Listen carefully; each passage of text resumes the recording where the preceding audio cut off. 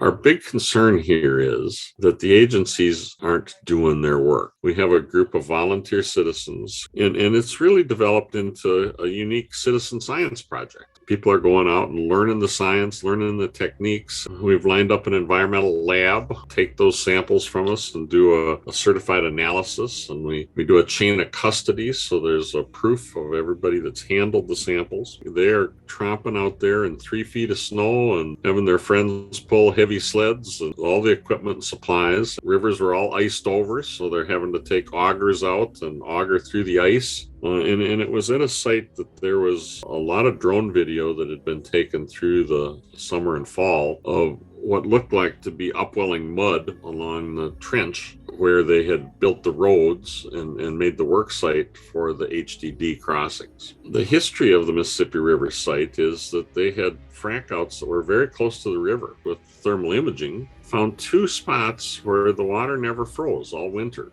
in those frac-out sites. What this means is that we have warm water, 45-degree water, that's bubbling up to the surface like a spring, although we believe these are not natural springs. They're related to the fluids, hundreds of thousands or even millions of gallons. We don't know how much fluid was pumped in and fracked out on the surface. So the sampling team trudged out to these 2 sites, one on each side of the river, and we got river samples upstream and downstream in the Mississippi and of the 2 frac-out sites. The river samples were fine. They had what we would consider average background levels. The river was very clean below the ice. It had no total suspended solids. That's consistent with the other clean water samples we're finding in the other rivers, Savannah and Willow and Clearwater. So that seems to be the case where we've got 7 or 8 parts per million as kind of the background for sodium in our natural waters. The frac-out sites, though, had twice those levels of sodium. They had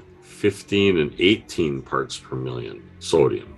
That is not natural water. That's the fingerprint of the frac-out muds that are now still coming to the surface almost a year after they did the crossings. It had pHs that were slightly disturbed. 7.9, I think, was the highest one. And it had slightly elevated total suspended solids. In the field screening devices that we use, the conductivity meter, we also found that those 2 sites, the frac-out sites, had very high conductivity, much higher than we've read anywhere else. That's a measure of how electric current will go through the fluids, and it's a measure of the salinity. It has high salinity. So all of these things are telling us that we have the fingerprint of the frac-out. And what we found was, to me, pretty dramatic.